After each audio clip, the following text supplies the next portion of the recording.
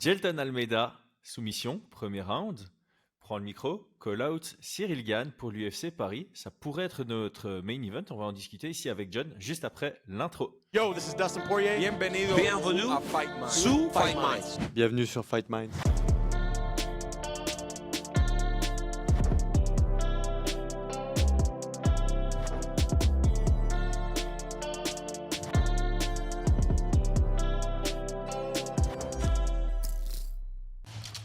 Paris sur le MMA avec Unibet.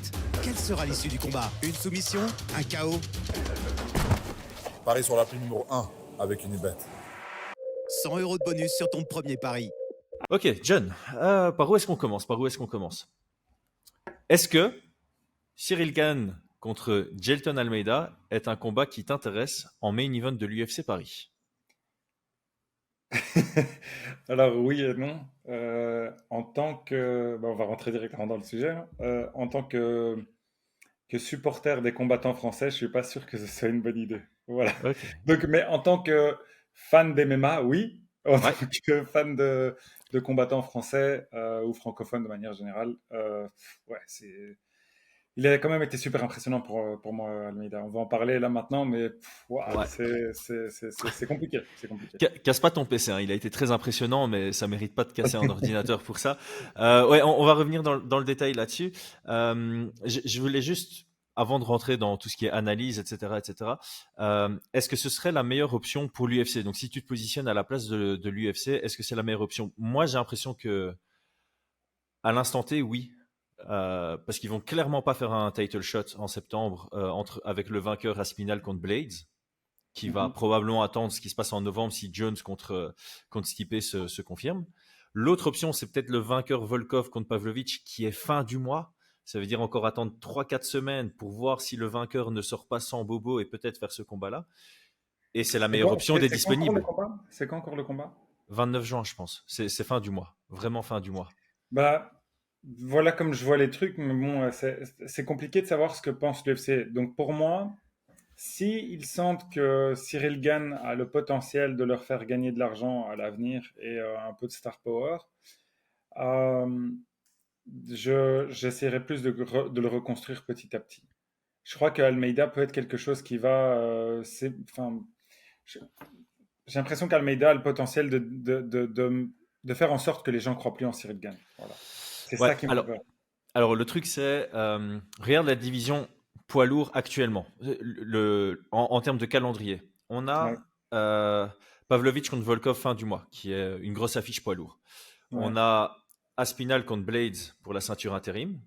Je crois qu'on va même pas mettre Stipe contre John Jones parce que ça compte même pas. Mais oui, mais c'est dedans, tu vois. Et donc, tu te mets à la place de l'UFC. Tu sais que tu as Stipe contre Jones normalement en novembre pour Madison Square Garden. Le vainqueur de ce combat, s'il ne se retire pas, il prend le vainqueur de Aspinall contre Blades. Et si tu fais, puisqu'on a déjà Volkov contre Pavlovich, si tu fais Cyril contre Jelton Almeida, tu as encore 2 vainqueurs de combat qui arrivent prochainement, qui seront très haut dans le classement. Donc, est-ce que tu as réellement besoin de conserver Almeida et Cyril séparés, ou tu peux te permettre de les mettre l'un contre l'autre pour avoir un gros main event à Paris, qui serait plus gros que Gane contre Tibura, pour prendre un exemple? Moi, j'ai l'impression qu'on se dirige... j'ai l'impression que c'est ça qui va se produire. J'ai l'impression qu'il y a une grande chance quand même que ce soit ce combat-là qui nous attend à Paris. Si je suis l'UFC, c'est ce que je pense que je fais. Pour ce que tu dis, mais aussi pour une autre raison, c'est que si la division était un petit peu paralysée parce qu'il n'y avait pas grand-chose, c'est difficile de mettre ça. Mais là, maintenant, c'est une division qui commence vraiment à bouger. Et donc, tu dis, bon, écoute, si Cyril, il ne veut pas combattre très souvent, parce que c'est un argument qui s'entend pour l'UFC, tu vois. Tu sais que Cyril, tu l'as à chaque fois en septembre, parfois un autre moment de l'année, mais jusqu'à présent, Cyril, ce qu'il a dit, c'est « je veux être acteur ». En tant que... Le message qu'il envoie. Le message qu'il envoie, c'est, ce que je veux dire par là, c'est que on peut le comprendre, c'est pas le seul à l'avoir fait, mais par contre, quand tu as des aspirations et que c'est ta vie, et c'est ce que l'UFC cherche en fait. Il cherche à avoir des combattants qui se disent anyone, anywhere, anytime, et pas anyone, anywhere, septembre. mais en septembre. septembre. Donc du coup, voilà, moi, si je me mets à la place de l'UFC et pas en tant que fan de MMA francophone, ouais, je mets Almeida, quoi. Je mets Ouais, Almeida en et je fait, me dis, voilà, je fais tout bouger. On va voir s'il s'est entraîné au sol. On va voir parce que là, il a eu le temps, du coup. Tu vois, c'est pas ah que oui. tu te dis, voilà, c'est un short notice. En fait, la seule chose pour laquelle j'hésitais, c'est, je me dis, peut-être que si je suis l'UFC et Dana White aime bien faire ce genre de choses-là, c'est, j'analyse un petit peu les combats, surtout en poids lourd où tu sais que ça peut vite se passer, il peut vite y avoir un KO et si quelqu'un est en forme, ça peut vite changer. Mhm. Donc, c'est pas un combat où, dans les catégories d'en bas où tu sais que voilà, tu vas prendre des coups, tu as besoin de certains mois pour te reposer, etc. Là, la majorité, c'est au mois de juin, juillet max. Bon, je crois pas qu'il va y avoir un title shot, donc voilà, je compterai pas trop sur juillet, je compterai plus sur juin pour pouvoir vraiment se dire, ok, en juin, on a plein de réponses, c'est ce mois-ci. J'attendrai un tout petit peu de voir comment ça se déroule avant de confirmer Almeida. Voilà ce que je ferai. Ouais, ouais, je pense que l'UFC a ce luxe-là de pouvoir attendre ce qui se passe entre Volkov et Pavlovich et décider dans les 4 jours qui arrivent. On l'a vu même avec des perdants. Hein. Pendant live, j'avais pris cet exemple. Jamal Hill qui vient de prendre un KO contre Alex Pereira. 4 jours après, on annonce qu'il combat contre Rountree. Bon, c'est annulé, mais comme quoi l'UFC est capable de faire des combats très rapidement Écoute, je mets juste à charger, mais je t'écoute. quand il le souhaite. No stress. Très professionnel, John. Non, Voilà. j'ai quand même. Voilà. Et ouais, je pense que ça va être ça parce que même s'ils attendent début juillet pour annoncer le main event de l'UFC Paris, ils peuvent sortir les places encore après et ça ira. Ils vont encore faire un sold out. Donc, je pense qu'ils vont faire ça, mais je ne serais pas non plus surpris qu'ils annoncent déjà Almeida contre Gane ici dans les semaines qui avancent, sans même attendre Pavlovich contre Volkov. Il y a une autre raison pour Le seul laquelle c'est contre-argument, intéressant. le seul contre-argument pour moi par rapport à Almeida, c'est comme tu l'as dit, si l'UFC veut encore construire Cyril et le faire grandir et trouve que c'est important que Cyril gagne chez lui à l'UFC Paris, alors ils vont plutôt organiser contre Tibura. Ils vont pas attendre le vainqueur Volkov-Pavlovich parce que ce serait également en Bourbier, mais voilà, alors ils mettraient Tibura, mais je pense que ça décevrait quand même beaucoup les fans. En fait, moi, bon, il y a tellement de paramètres à prendre en compte. Par exemple, les objectifs de l'UFC par rapport au marché au pluriel. Donc, on sait que voilà, maintenant ils ont cimenté les États-Unis. Ils savent qu'ils veulent développer d'autres marchés, dont la France maintenant qui a ouvert depuis 2 éditions. Tu dis, ok, si jamais tu veux faire ça et que tu n'as que Cyril, bah oui, alors tu dis, je veux le construire parce que ça me Mhm. garantit d'avoir ce marché-là et puis je le mets souvent contre des étrangers, pas contre des Américains, parce que sinon les Américains, je le mettrais aux États-Unis. Donc tu te dis, c'est une weight class où il y a beaucoup d'étrangers en fait. Quand tu regardes tous les noms, sauf John Jones, il y a des Brésiliens, des Anglais, enfin il y a un peu de tout. Et Mhm. du coup, ils se disent, ok, si jamais je vais mettre Cyril, je sais que je remplis, mais maintenant il n'y a plus que Cyril. Il y en a d'autres. C'est Il y ça. a des Benoît, il y en a d'autres. Et donc tu te dis, ok, je peux peut-être accélérer les choses. Ma weight class, elle est plus stagnante comme elle était avant en disant, bon, ben voilà, on a du mal à remplir un top 10 qui est de la gueule. Là, maintenant, c'est plus le cas. C'est plus le Ouais, cas. c'est ça, c'est ça. Ils ont plus besoin, comme ils ont dû faire à une époque, par exemple, ils avaient fait en sorte que Derrick Lewis et Ngannou ne s'affrontent pas avant d'être au sommet. Parce que, C'est tu ça. vois, les nouvelles stars, le 109, mais il faut les Mhm. construire, il faut pas les mettre les uns contre les autres, sinon il y en a un des deux qui tombe. Ici, ils peuvent se permettre de déjà faire des gros combats avant même qu'on parle de titre. Donc, Ouais. parlons un peu de ce Almeida. qu'on pense de Almeida contre Gann. Alors ici, les Ouais. amis, c'est pas une analyse détaillée parce que pour ça, il faut revoir les combats de part et Mhm. d'autre, mais juste d'un point de vue ressenti, quand je t'entends parler, j'ai l'impression que ce combat te fait craindre un tout petit peu. Moi, je Ouais. le décrirais, il faut trouver un terme pour ça. Bourbier mutuel. Tu vois, c'est vraiment une opposition de style. Tu as l'impression que Ah, je bah, sais pas. tant que ça reste debout, Ok, Gann sans problème. on n'est pas d'accord sur ça, donc c'est bien. Je suis content. Vas-y, je Ah, ok, t'écoute. ok. Parce que moi, je trouve, enfin voilà, tant que ça reste debou, Gann sans problème. Pour peu que Almeida agrippe Gann, ça commence à devenir très très dangereux pour Gann. Et donc, la question, c'est vraiment est-ce que Almeida est capable d'amener un Gann au sol? Ici, j'ai regardé, Almeida a de nouveau été pesé à 109,3 kilos. Je pense que c'est important de parler de son poids, hein. C'est un ancien middleweight qui est arrivé à l'UFC en tant que light heavyweight. C'est quoi son 6e combat chez les poids lourds? à l'UFC, Mhm. quelque chose comme ça. Son premier combat chez les... Non, il a fait un combat en catchweight à 98, à 98 kilos. Et Ouais. son premier combat, c'était à 102 kilos, je pense. Et donc, il est passé de 102 à 105. Il a fait 2 combats aux alentours de 105. Et puis là, il avait fait un combat à 107. Et puis là, c'est son deuxième combat à 109,3, exactement, 2 fois le même poids. Donc, est-ce qu'il va encore monter ou pas? Quoi qu'il en soit, si je dis pas de bêtises, Cyril, quand il combat, c'est aux alentours de 112, 113. Donc, il n'y aura plus une grosse différence de poids entre les deux. Non. Donc là, la question pour moi, c'est est-ce que Jailton est capable de casser cette distance contre Gane? S'il arrive à casser cette distance, est-ce qu'il arrive à garder un grip? Et est-ce qu'à partir de ce grip, il arrive à Ok. amener au sol et imposer son jeu? Ok, alors je vais te la mettre différemment, d'accord? Pour moi, donc quand tu dis l'un et l'autre sont un bourbier l'un pour l'autre, pour moi, c'est pas du tout à la même hauteur, entre guillemets. Donc je te donne un exemple. Si jamais, donc d'un côté, c'est Cyril est un bourbier pour Jailton, et de l'autre côté, c'est Jailton est un bourbier pour Cyril, d'accord? Ouais. Je suis d'accord avec la deuxième partie. Pour moi, Jailton Almeida est un gros bourbier et je t'explique pourquoi. Ok. La première chose, c'est, bon, déjà, c'est sa dernière performance. Sa dernière performance hier, il prend un Romanov qui, je crois, qui a 16-2, qui est un spécialiste de la lutte, et il le prend comme son petit. Il lui prend le single leg, puis après, il fait le body lock, il le crochette, et directement, en 2 minutes, il le soumet. Ouais. Attends, Alors, je vas-y, sais, vas-y, je sais, vas-y, je sais, vas-y, je sais. vas-y. Je te dis juste, je te Ok. donne tous Ouais, les ouais, points de vas-y, manière vas-y. générale, et après on voit.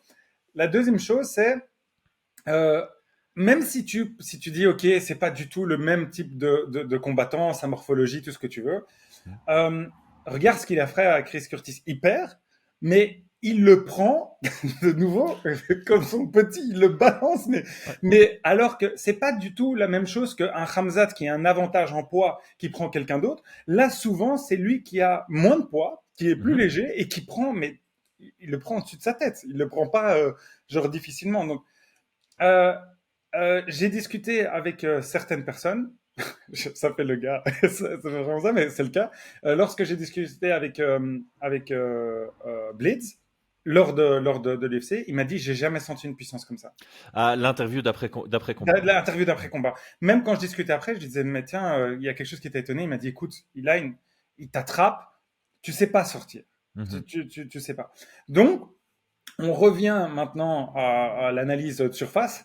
C'est, tu vas avoir un combat qui va probablement être en 5 rounds parce que je vois pas Cyril ne pas être main event. Non, non, c'est 50, ouais. Sur 5 rounds, avec un gars où Cyril a besoin de volume parce qu'il n'a pas le knockout power de se dire bon, on va t'éteindre en une fois. Bon, on n'en sait rien par rapport à Gilton, mais jusqu'à présent, c'est pas que tu te dis en un coup, il éteint tout le monde. Et il va devoir tenir sans se faire attraper contre quelqu'un qui est extrêmement athlétique, rapide, qui arrive à casser des distances, mais on dirait qu'il traverse la cage en un pas. Et au moment où il se fait serrer, être meilleur que des personnes contre qui, alors que Almeida a prouvé qu'il était bon contre des top niveaux, meilleur que celui de jusqu'à présent de Cyril Gane. Moi, je crois que c'est un vrai bourbier. Ouais. Je le vois beaucoup plus dans un sens que dans l'autre sens. Voilà. Mais bien sûr, avec tout le respect que j'ai pour Cyril et tout ça, Bien sûr, bien sûr. peut-être qu'il s'est entraîné, voilà, peut-être qu'il en a bouffé, mais bon, je crois pas qu'il en a bouffé plus que que Blade sur toute sa carrière. Je pense pas. Donc voilà. Ouais, exactement. Les styles font les combats, donc je te rejoins amplement. Sur 5 rounds, et probablement surtout sur les premiers, parce que si tu dis, OK, si Almeida n'amène pas Gane au sol les 2 premiers rounds, c'est Almeida qui sera le plus fatigué dans le 3e, a priori. Je suis d'accord. Parce qu'on sera dans le rythme, dans le domaine de prédilection de Gane. Et donc, je dirais pas spécialement, il a 5 rounds pour l'attraper une fois et le finaliser. Tu vois, c'est surtout dans les 2 premiers rounds que ça va se jouer. On aura un Gane qui serait très, très prudent, selon moi, et qui a, en tout cas, vraisemblablement travaillé à mort sur sa capacité à ne pas se faire coller, ne pas laisser quelqu'un rentrer dans son range sans réellement le punir et sortir directement derrière. C'est d'ailleurs ce qu'on a vu contre Spivak. Bon, Spivak, c'est pas l'explosivité de Almeida, c'est pas. Mais voilà, on a quand même vu un Gane qui a vraiment travaillé là-dessus. En fait, un autre argument est le suivant, c'est que Gane souvent a été contre des personnes qui ne sont pas très athlétiques. C'est vrai. C'est très vrai. C'est un style qui a été très intéressant, mais on l'a pas vu contre un gars qui est aussi athlétique, rapide, explosif que Almeida. Donc, oui, quand tu le prends contre Tibura et contre allez, l'Australien Bam Bam. Spivak et Tuivasa, tu veux dire. Oui, Il n'a pas fait Spivak et Tibura, ouais. Tuivasa, pardon, oui, désolé. Bah oui, je suis d'accord, mais bon, c'est pas du tout le même morphotype. Ça n'a rien à voir. Donc, pour moi, oui, il a montré qu'il était ultra rapide contre ça, mais pour moi, c'est pas du tout le même combat. C'est pas du tout le même combat. Non, c'est. Toi, j'ai l'impression que tu serais genre sur un 65-35 pour Almeida, si je t'entends parler. Allez, non, 65-35. En fait, je vais dire 60-40 et je vais dire pourquoi ben bon comme ça à chaud. Juste parce que j'ai confiance sur le fait que sur l'IQ de Cyril Gane. Je sais que Cyril Gane est quelqu'un d'intelligent et qui va vraiment se préparer pour ce type de combat et je sais qu'il le fait depuis un certain temps. Je pense vraiment. Je pense un autre truc aussi, c'est que je pense qu'il a de l'ego malgré le fait qu'il disait qu'il s'en foutait, etc. Je crois que ça l'a atteint et je crois que maintenant il a envie de prouver et de dire si jamais il prouve contre Almeida, c'est sérieux. C'est plus du tout ah tiens voilà, on peut rien dire, l'autre c'est un peintre ou n'importe. Non, si on lui avait mis encore Romanov, on aurait dit ah oui bon ça va. Non. Là maintenant si c'est contre Almeida, c'est sérieux s'il gagne. C'est très très sérieux. Mais c'est sérieux s'il gagne. S'il gagne. Mais je pense que il a plus vraiment le droit à l'erreur, Cyril. Même s'il est encore jeune dans sa carrière, il a plus le droit à l'erreur. Si son objectif c'est la ceinture, il doit passer par ce genre de profil et il doit battre ce genre de profil. Et je te rejoins. Il y a le côté fight IQ, il y a le côté préparation qui joue clairement dans le sens de Cyril, selon moi. Je pense que contre Jones, ça l'a vraiment choqué ce qui s'est passé. Et il a vraiment travaillé maintenant une méthode pour ne plus se faire coller. Après, on le sait très bien. Tu peux avoir la meilleure méthode du monde pour ne pas te faire coller. Tu trébuches à un moment parce que tu envoies un kick et voilà, tu te retrouves très vite au sol. Très, très, très vite au sol. Bah, tu vois, Et, par exemple, les kicks, c'est un super bon truc. Les kicks. Genre, est-ce qu'il va en lancer autant? Moi contre Almeida, je sais pas si je balancerai autant de kicks, tu vois. pas s'il est sur le reculoir. Ouais, Ça va beaucoup défendre. Ça, c'est un truc qui va beaucoup m'intéresser si le combat a lieu. C'est est-ce que Cyril sera capable de garder un peu le centre, de mettre Almeida sous pression? Est-ce que et ça va beaucoup jouer sur les premières frappes parce que comme je le dis tout le temps, Cyril, tu l'as dit plus tôt dans le podcast, il n'a pas le knockout power.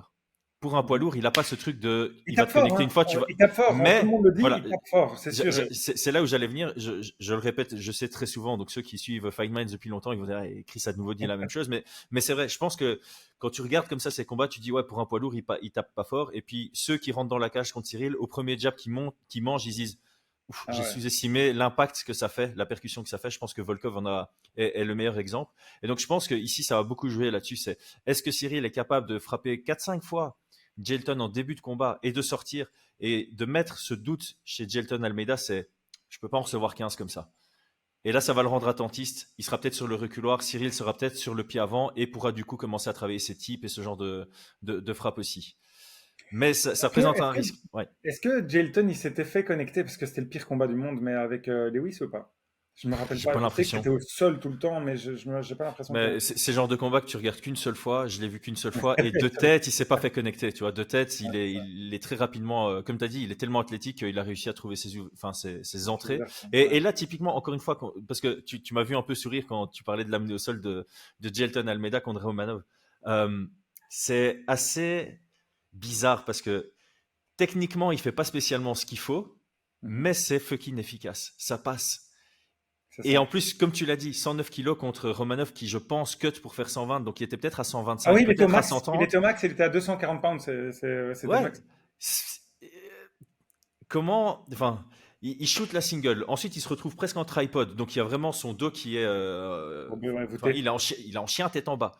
Du coup, il met ses deux genoux au sol. En général, tu fais pas ça en lutte. Il met les deux genoux au sol à l'ouvert. Et puis, comme tu l'as dit, par contre, quand il se relève, il vient chercher le body lock. Mais le body lock, il n'a pas genre 7 points, ils sont comme ça. Il la grippe même pas. Tu vois, c'est vrai, j'ai pas vu. Il n'a pas la ceinture. Non, je crois que il est en train de le chercher, tu vois. Mais avant même de le chercher, là, super bon réflexe, il vient crocheter la jambe, alors qu'il est en train de limite faire un sprint vers la cage. Tu vois. Et donc, Romanov, il est en train de reculer. Boum, une jambe d'appui qui saute. Et là, une fois que c'est au sol, encore une fois, c'est pas le même morphotype, tu vois. Morphotype, tu vois. Cyril, je pense qu'il partirait sur un scramble. Ici, tu as un Romanov qui avait confiance en son grappling défensif et qui a payé les frais par rapport à ça. Par contre, une fois au sol.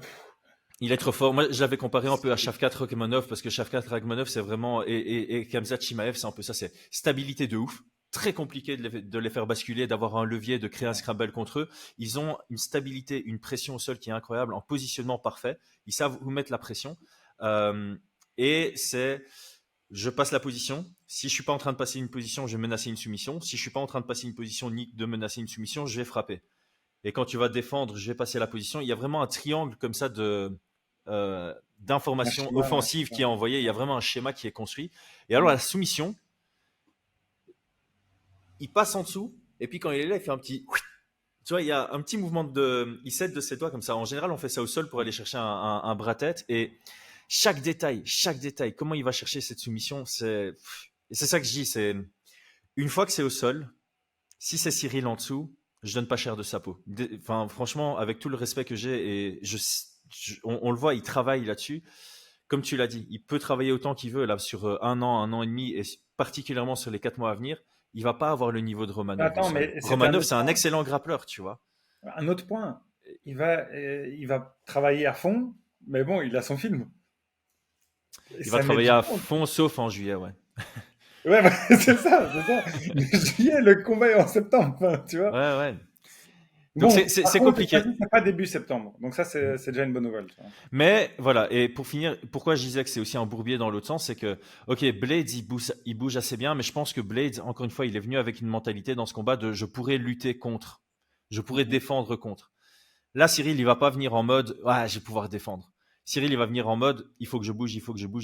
Et c'est là où il y aura tout un jeu d'état d'esprit, je trouve, en début de fight. C'est est-ce que Cyril va réussir à taper 3-4 fois et à inclure le doute chez Almeida, comme j'ai dit plus tôt, et ça, je vais pas revenir dessus parce que j'ai déjà expliqué. Ou bien est-ce que Cyril aura tellement peur parce qu'il saura que une fois au sol, s'il y a plus de 2 minutes pour Almeida, il se fera finaliser, qu'il sera lui-même attentiste et qu'il va se faire acculer à la cage parce qu'il produira rien d'offensif, de peur d'exposer ses hanches. Mais je pense que Cyril bouge tellement bien et ça va. Parce que tu disais, Cyril n'a jamais affronté quelqu'un d'aussi rapide, d'aussi explosif, d'aussi technique même, et peut-être d'aussi fort physiquement, à l'exception de Ngannou, mais on a vu comment ça s'est passé une fois que ça a grapplé, que Almeida. À l'inverse, ça fonctionne aussi. Tu vois, Almeida n'a jamais rencontré un poids lourd qui se déplace comme Cyril Gane. Et donc, on ne sait pas. Tu vois, ce genre de gars qui semble imbattable comme ça. C'est que si jamais il y avait le knockout power, je dirais, ok, t'as vraiment peur de shooter parce que tu peux t'en prendre une qui change tout. Mais là, j'ai l'impression que j'exagère, mais je vais exagérer, tu vois. Mais j'ai l'impression qu'il pourrait quasi faire de la lutte en enchaînement parce qu'il va se sentir tellement à l'aise par rapport à Gane. Tu vois, dire, vas-y, je t'attaque. Mais je sais que c'est compliqué. Mais moi, franchement, j'essaierai de le faire. Bon, maintenant, je sais pas ce que t'en penses toi, mais je me dis, focalise-toi que sur le sol, tu vois. Essaye même pas de striker, tu vois. Peut-être à la limite, juste pour faire des changements de niveau, pour faire croire que, mais vas-y, attaque, tu vois. Ouais, bah oui, c'est... Pardon. Et un autre truc, c'est une question que je voulais te poser depuis là tout à l'heure. Tu vois l'effet qu'il y a eu où tu vois que Costa a une arme pour maintenir à distance et même pour pouvoir attaquer avec ses kicks. Mais tu vois que lorsqu'il a acculé, il avait du mal. Bon, les 2 premières minutes, tu disais, OK, c'est une arme incroyable. Mais une fois que Sean a commencé à adapter avec son mouvement, là, que vous avez expliqué, c'était fou. Tu sens que quelqu'un qui a une arme tellement puissante que tu sais que si tu vas au sol, c'est 80% de chance que ce soit mort. Je sais pas si tu les balances, tes kicks, tu vois ce que je veux dire. Tu perds quand même une arme importante de Gane, quoi, tu vois. Ouais. Après, voilà, t'as des strikers qui ont pas eu peur de kicker des lutteurs, tu vois. C'est déjà arrivé. McGregor contre Mendes, bon, il s'est fait amener au sol, certes, mais ça a bien fonctionné, tu vois, tous ces types. Donc, pour moi, c'est une question de positionnement, c'est une question de comment tu les envoies, de quand tu les envoies, est-ce que tu surengages dedans ou pas. Cyril, il surengagerait pas dedans. Mais il y a aussi cette question de, a-t-il réellement besoin de ses kicks pour pouvoir tenir un Almeida à distance s'il arrive à mettre Almeida sur son pied arrière? Est-ce que son jab au corps et son jab à la tête ne suffiraient pas? Avec ses in and out, ses déplacements. Ok, tu enlèves une arme, mais est-elle nécessaire à gagner? Parce que tant qu'il reste debout, il n'a pas besoin de ses kicks pour gagner les rounds. Non, Cyril contre Almeida. C'est juste que c'est enlever un élément de son arsenal. C'est ça que je veux dire. Ouais. C'est pas de dire c'est son point fort. C'est pas comme Costa. C'est vrai que c'est pas le même niveau. Costa, sans ses kicks, je le voyais pas du tout gagner. Il y avait aucune chance qu'il gagne, tu vois. Ouais. Cyril, c'est pas la même chose. Mais par contre, pour maintenir à distance ou pour temporiser, enfin, tu vois, pour un petit peu imposer son style, c'est un outil vraiment super important, quoi, Ouais, tu vois. ouais, parce que là, je pense que en fait, c'est une décision que eux doivent prendre. Hein. Seuls eux savent si Cyril sera à l'aise avec des kicks et des front kicks particulièrement contre Almeida. Évidemment, Almeida, on l'a vu, il est très très rapide pour agripper un pied et ça lui suffit pour compléter une amenée au sol. Donc il y a clairement un risque lié à ça. Donc il y a que eux qui doivent le décider. C'est est-ce que on travaille notre game plan uniquement sur déplacement et anglaise ou est-ce qu'on inclut les kicks et potentiellement ils peuvent aussi décider d'inclure les kicks plus tard dans le Plus combat. tard, ouais, c'est ce que j'allais Voilà. dire, c'est plus tard, ouais. Donc Plus tard, je le vois plus intéressant plus tard si tu sens que ça a fatigué et que ça peut faire la différence, surtout, tu vois, les body kicks, si jamais il est fatigué, etc., ça peut faire vraiment beaucoup, quoi. bah, Et puis, justement, ouais. et puis le gabarit aussi, tu vois, j'ai l'impression qu'un kick de gain avec la jambe sur Almeida, ouais, c'est puissant, quoi. C'est vraiment puissant. Ouais. Ouais. Donc, Ouais. moi, voilà, si je me mets en tant Tu que. donnerais combien, toi? Alors, c'est marrant, hein, j'avais fait un live il y a pas longtemps où on en avait discuté. J'avais dit Almeida contre Gann, tout ce qui se situe aux alentours du 50-50 est correct. Ouais. Et j'ai pas envie d'avoir un recency's bias. Comment on dit ça encore en français? Un Ah oui, un mémoire biais courte, quoi. Ouais. C'est pas de confirmation, c'est. Non, confirmation, c'est quand ça confirme ce que tu penses. Non, Ouais, c'est ouais. je, Enfin, vous de voyez ce que veut dire, présentisme, quoi. c'est sur le présent, mais je sais plus, Ouais, c'est ça. temporalité, un C'est truc comme ça, je le, veux dire. le, le fait que Almeida ait combattu et fait une belle performance là cette nuit. J'ai pas envie que ça m'influe, mais ouais, c'est clair que quand tu vois ce qui s'est passé contre Jones, même s'il y a une grosse progression et quand tu vois ce que Almeida est capable de faire et que sa seule défaite, c'est après avoir pris un 18 dans le premier round, face à un, il Mais il y a fait un une autre erreur. truc aussi, Almeida hein. contre Blades, il fait clairement une erreur de rester sur ses. Tu vois, là, il était sur ses genoux, il avait la single, Ah ouais, il mais se c'est faisait ça, taper et il garde la single. Il c'est y a ça. peut-être un état de fatigue aussi. Donc, Mais ouais, regarde, moi, je devrais mettre un 55-45 et je pense que pendant mon live, il y a 2-3 semaines, je penchais du côté Gann, 55-45 Gann. Ici, en voyant ce que Almeida est capable de produire contre une grosse ceinture nord de grappling, en ayant juste agrippé sa cheville au début, ouais, j'ai envie de pencher du côté de Almeida là. ok, et du coup, attends, il y a plein de trucs par rapport à ça. Est-ce que je trouve ça intéressant. Il y a un truc à prendre en considération aussi. Moi, je trouve qu'on n'en parle pas assez souvent. C'est la dynamique des combattants. Mhm. L'état mental, de manière générale, tu vois, un exemple, je pense que si Poirier a aussi bien performé, c'est parce qu'il y avait un sentiment de c'est ma dernière chance, j'ai plus rien à perdre, il faut que je donne tout et je vais me battre à fond, tu vois. Il y a quelque chose qui se passe mentalement que tu dis, ok, ça change Oh, oh. les performances. Ben, je me demande, je sais pas du tout, ça je le sais pas, je me demande quelle est la dynamique, dans quel état d'esprit est-ce que Cyril se sent. Est-ce que ça l'a affecté que les Français soient une fois pour lui à fond et puis qu'il soit plus là et peut-être que se dire bon ben c'est pas, il est pas fan du sport. On le sait, il est doué Mhm. là-dedans, mais c'est pas, enfin on en a parlé Ouais. en long et en large avec le combat contre Jones, mais c'est pas, il est content avec son style de vie, il a pu avoir gagné de l'argent, etc. Alors que Almeida, j'ai l'impression qu'il a très mal pris la partie tu finis personne et les critiques. Et il est revenu, il était là pour prouver quoi. Il a dit moi maintenant je suis là, je veux finir. Et aussi cette dynamique de je veux venir chez toi et je veux te prouver. Enfin tu vois, Mhm. il y a quelque Je, chose quand même qui. je Je sais pense pas si ça que compte ou pas, tu vois. Je crois qu'on ne sait pas le quantifier, mais je crois Mhm. qu'il y a quand même quelque chose à prendre en considération là-dedans. Tu vois. Ouais, en fait, je spéculerai pas sur l'état d'esprit de Almeida. Je pense que clairement, il a très faim, ce mec-là. Il a très très faim pour aller au sommet de la division. Du côté de Cyril, clairement, on peut spéculer. Parce que comme tu l'as dit, il y a cette communication sur laquelle il a déjà été critiqué, du fait de prendre tout un peu à la légère, de dire je suis talentueux, je suis pas quelqu'un qui bosse énormément. Et donc voilà, il y a un petit retour de flamme à ce niveau-là.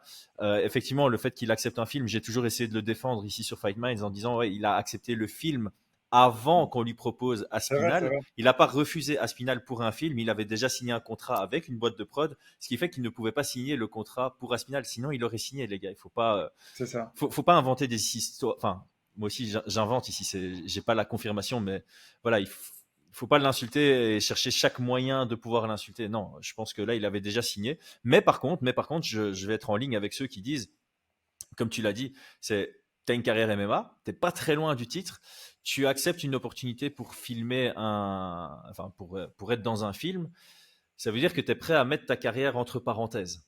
en un certain sens, dans une division qui est déjà très ouverte avec des nouveaux contenders qui arrivent. Et juste avant, il avait dit, moi, je regarde que vers le haut, donc c'est la ceinture. Et puis là, clairement, il a perdu beaucoup à cause de ça. Donc c'était un mauvais choix stratégique en termes de communication aussi. Ça lève des questions sur sa motivation. Ça, je te rejoins. On peut pas être sûr à 100% que mentalement, il sera à 100%, mais je pense aussi que quand il combat à Paris, il est transcendé, tu vois, parce que, ok, il s'est insulté sur Internet et tout, dans le public, à l'UFC Paris, les 2 fois.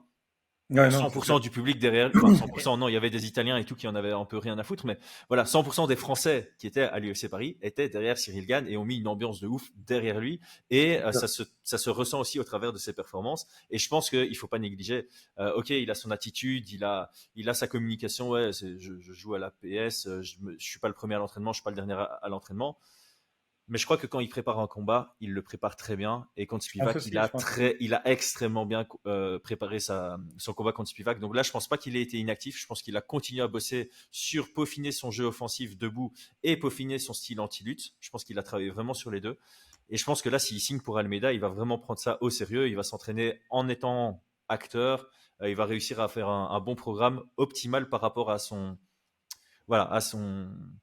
sa vie. Donc moi je partirais du principe qu'on est vraiment 2 gars à 100% dans la cage, et c'est pour ça, c'est une opposition de style, donc le combat pourrait être un 80-20 à l'avantage de Almeida s'il a une amenée au sol très rapide, comme ça pourrait être un 80-20 si Cyril, dans les premiers échanges, il voit il arrive à désengager sur les tentatives d'amener au sol de Almeida, à le toucher, à lui faire mal et à installer le doute. Ça peut très, très rapidement être un KO fin du premier round ou début du deuxième. Je te le dis direct, je pense que tu l'as dit, il n'y a pas le KO power, mais s'il touche bien plusieurs fois contre un Almeida qui risque de se retrouver debout, et on ne connaît pas vraiment son niveau debout, mais je crois qu'il est assez médiocre debout, je pense qu'on pourrait avoir un Cyril qui le finalise dans le premier round aussi. C'est pour ça, pour moi, c'est un bourbier dans les deux sens.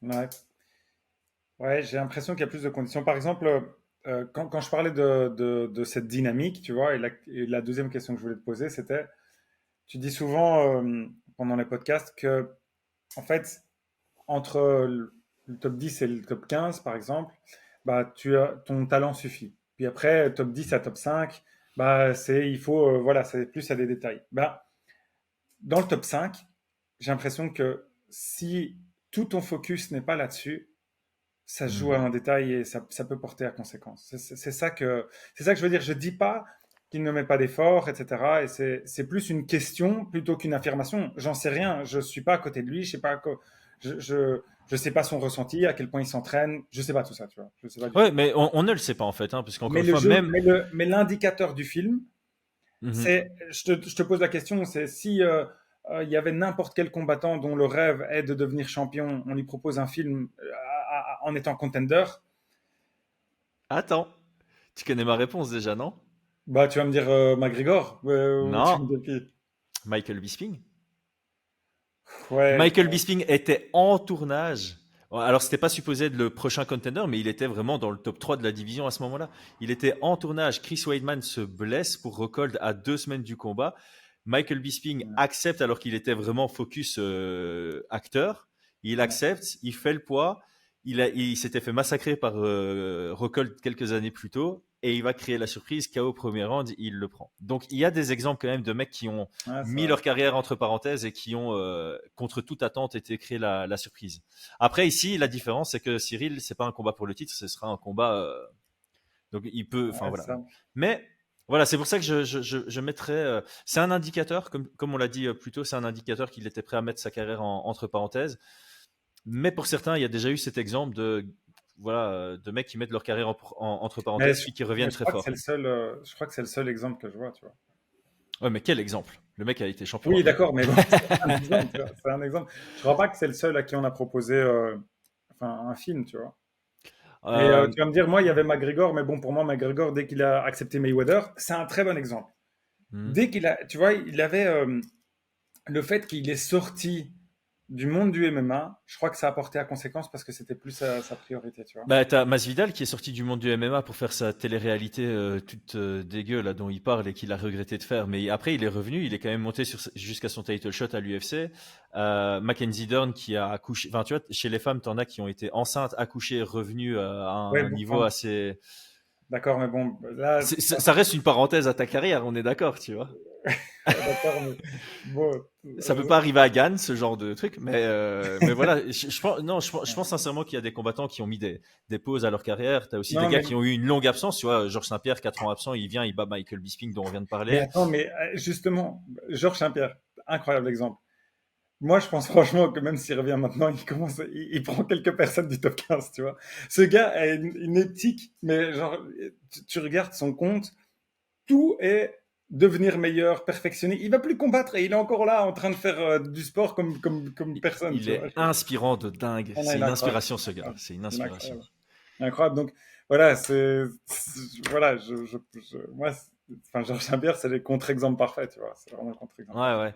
Mais donc, voilà, il y a des exemples. Donc, moi, je perds pas espoir en Gann, mais, parce qu'il y a un mais, ça va pas être simple. Ceux qui Ça va pas espèrent être simple. qu'il ait un jour la ceinture, c'est une série de tueurs maintenant qu'il a face à lui.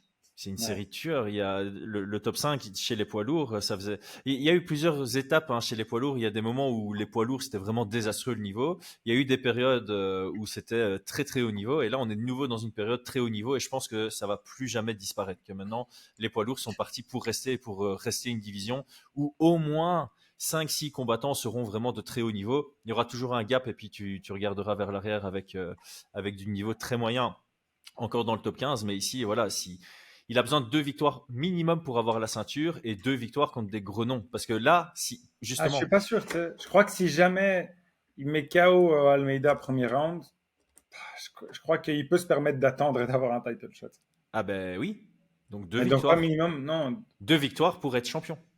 Ah, pour Une être contre champion, pardon, Almeida et pour le c'est title shot. Ouais, ok, ouais, ok, non non, ok. je veux dire, il a besoin de minimum 2 victoires pour être champion. Et ça c'est le minimum. C'est ouais, effectivement, tu mets un KO à Almeida, puis t'as le title shot. Et encore, c'est pas encore garanti. Et c'est ça le truc, c'est que pour moi, si il a l'objectif ceinture, il doit prendre Almeida plutôt que Tibura, parce que s'il prend Tibura, ben, le vainqueur Volkov-Pavlovich aura un plus gros argument que Gann pour le prochain, et donc il devra prendre quelqu'un d'autre de nouveau pour.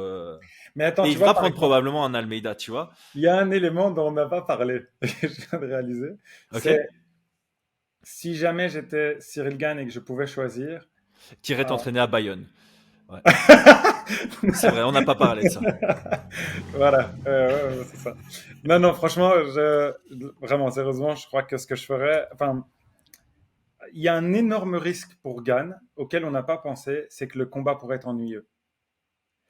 Et ça, c'est un énorme problème pour aller au titre. Donc, imagine un combat où lui, il évite tout le temps, et puis après, il y a du lay and pray, et puis, enfin, tu vois, qui s'est déjà produit avec Almeida. Plus pour Almeida, hein. Je parle pas par rapport à Ouais. Gann, c'est les Ouais. adaptations que devrait faire Gann pour être avec Almeida. C'est pas un Pavlovich Gann, tu vois. Hmm. Pavlovich Gann, je pense d'ailleurs que accélérer le processus pour pouvoir avoir le titre, si jamais il Oui, devait choisir entre les clairement. deux, tu vois. Clairement. Tu bats Pavlovich qui vient de rebondir contre Volkov. Voilà, Tu l'as le voilà. title shot, c'est sûr et C'est ça. certain. Il gagne Et contre Volkov. Enfin, Pavlovich gagne contre Volkov et Gann fait du Gann contre Pavlovich et il contre gagne. Almeida, tu veux dire? Non, non, non, non, non. Contre, Ah, admettons qu'ils ne se battent pas ah, contre comme ça, oui, oui, ok, ça, oui, ouais. oui, non, oui, ouais, ouais. Bah, tu vois, là, je crois qu'il a direct le title shot. Ouais, Tandis que si jamais c'est Almeida, donc il faut espérer que Pavlovich mette un KO de l'espace non, non, pas Pavlovich, Volkov. à Volkov, ouais, à Volkov, ouais. Ouais, ouais, parce que clairement, t'as ça aussi. C'est. Et même à Il la se limite, peut. Pavlovich, tu vois, si Pavlovich gagne contre Non, Volkov, en fait, là, justement, on est dans une discussion où il y a trop de si, tu vois, parce que si Jones bat Miocic et prend sa retraite, ou l'inverse, le vainqueur entre Aspinall et Blades devra combattre contre un nouveau contender. Enfin, deviendra champion et devra combattre contre un nouveau contender. Et là, tu devras choisir entre le vainqueur Gann Almeida et Volkov Pavlovich. Et là aussi, attends, tu c'est vois, pas sûr, c'est ce mois-ci, c'est ce mois-ci, c'est ce mois-ci. Attends, regarde. Quelque chose on va même pas aller très très loin dans tout ça. On doit pas parler de Jones et Stipe parce que c'est en novembre, probablement. Donc, oublie ce combat-là, c'est fin d'année. On est milieu d'année, d'accord? ouais. Donc, tu vas avoir un combat Pavlovich contre Volkov ce mois-ci. Ouais. La probabilité que ce combat termine rapidement chez les poids lourds est plus élevée que n'importe quelle catégorie. Mhm. Donc un des deux arrive à mettre KO l'autre, d'accord? Sans avoir trop de dégâts. admettons que ça se passe dans l'un ou dans une ou l'autre possibilité. Bah, tu peux dire, ok, maintenant Gann a deux possibilités, et alors là, j'irai plus pour celle-là, tu vois. Oui, Voilà. ouais, là, je suis d'accord, je suis d'accord. Je suis d'accord. C'est pour ça, on verra si l'UFC attend ou non. Je pense que si Gann n'est pas annoncé contre Jailton Almeida d'ici le combat Volkov-Pavlovich, ça montre que l'UFC est en train d'attendre et qu'effectivement on peut croiser les doigts que le vainqueur s'en sort sans bobo. Et je suis en train de me demander s'ils se disent pas Volkov on le met de côté, ce sera Almeida ou Pavlovich. Et si Volkov gagne contre Pavlovich, c'est Almeida. Mais Pavlovich, il a demandé tout le temps, enfin, tu sais qu'il a tout le temps demandé Gann, hein. Tout le temps. Tu m'étonnes. Et j'ai l'impression que, enfin, à mon avis, il a dû se dire, bon, maintenant, je peux faire un deuxième combat où ce sera pas du tout le même que la première fois. Et Gann a eu du mal contre Pavlovich à un moment donné. C'était pas si facile qu'on le pense. Contre Volkov. Contre Volkov, pardon. Non, okay. moi honnêtement, le rematch Volkov, je l'avais dit, le rematch Volkov-Gann, il m'intéresse parce que oui, Gann l'a dominé, oui, Gann était en contrôle, mais il y a eu des moments où Volkov a montré des belles choses. Et comme j'ai dit, je pense que Volkov a été surpris par l'impact des jabs et des frappes de Gann et ça l'a sorti de son jeu de base. Volkov n'a pas combattu comme un Volkov habituel. Et là, étant donné qu'il a déjà passé 25 minutes dans une cage avec Gann, je pense qu'en cas de revanche, et surtout s'il gagne ici contre Pavlovich, il serait sur 5 victoires consécutives, si je dis pas de bêtises, dont minimum 4 finishes. Il sera en pleine confiance. Ouais, Volkov contre Gann 2, ce serait un très très beau combat. Et ce serait moins embourbier que Almeida. Voilà. Je pense qu'on a fait le tour de la question là maintenant. Du coup. Ah ouais, là, on a été au complet. Il n'y a plus qu'à faire une analyse poussée si le combat se fait à l'approche du combat.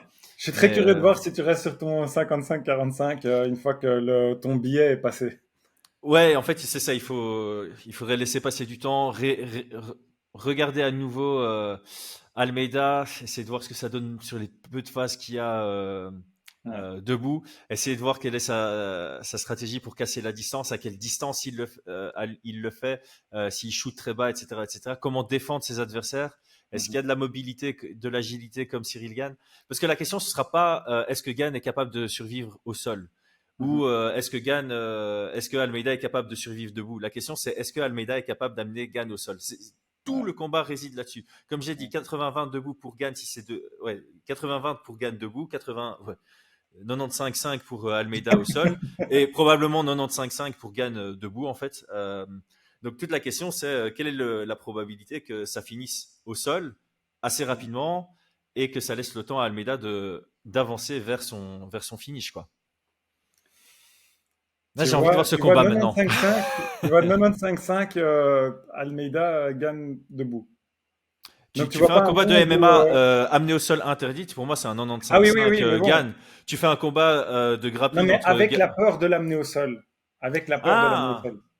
C'est ça. Là, il y a la peur de l'amener au sol. Non, mais même. Il n'y a pas la peur d'aller debout. Ouais, mais même s'il y a la peur et que ça reste debout, avec des tentatives d'amener de Almeida qui passent pas, je vois quand même Gann. Mais 95-5 Ouais, je sais pas. Et Gann, c'est. Ouais, enfin bon. Après, le problème, c'est qu'on ne connaît pas le niveau de Almeida debout. Mais pas du tout. Il n'a rien montré debout. Il n'a jamais cherché à rester debout. Jamais quelqu'un a réussi à le forcer à rester debout. Ça se trouve, c'est Makachev, en fait, le gars, tu vois. Ça se trouve, mais bon. Sol, et en fait, il est monstrueux. Ouais. On doit partir du principe que debout. Allez, ok, voilà, 80-20 debout pour Gann et 90-10 pour Almeida au sol.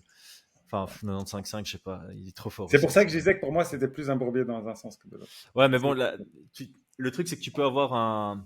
Il y a un côté, tu as une certitude, l'autre, tu l'as pas, tu sais pas. En fait, tu pourrais aussi avoir un Adesanya contre Brunson, tu vois, où c'est 80-20 pour Adesanya debout, 80-20 pour Brunson, ou 95-5 pour Brunson au sol.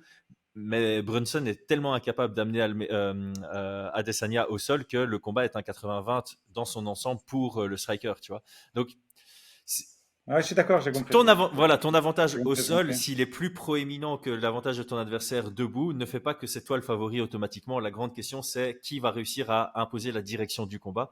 Ce que j'entends par direction, c'est dans quel aspect du combat on va rester. Voilà. Bon, on a vraiment fait le tour là. La probabilité que ce combat se produise par rapport à un autre. Voilà. Ok, parfait. John, merci beaucoup. C'est très cool. Les amis, merci attendez, juste une petite chose. Oubliez pas les likes déjà. Et deux, comme ça, on réaffirme le fait qu'on sera derrière Cyril à fond, même si on sentait que c'était un 55 ou un 60-40.